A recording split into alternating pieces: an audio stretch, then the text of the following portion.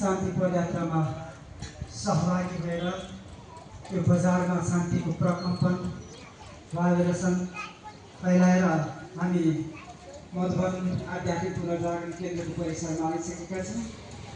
यसमा सबैको सुन्दर सहभागिता रह्यो।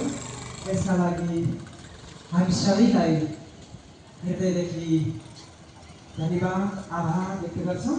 अब यसपछि हामी नास्तातर्फ प्रस्थान गर्छौँ र त्यसपछि हाम्रो नियमित कार्यक्रम अनुसार हामी सिधै 9 बज्दै हामी हलमा आफ्नो शेड्युल अनुसार कार्यतालिका अनुसार प्रवेश गर्नेछौँ। यो सक्रिय सहभागिताको लागि आदरणीय भाइदिदी लगायत सम्पूर्ण सिनियर दाजु दिदीहरू र यहाँहरू सबैलाई फेरि पनि हृदयदेखि हार्दिक आभार धन्यवाद। ओम शान्ति।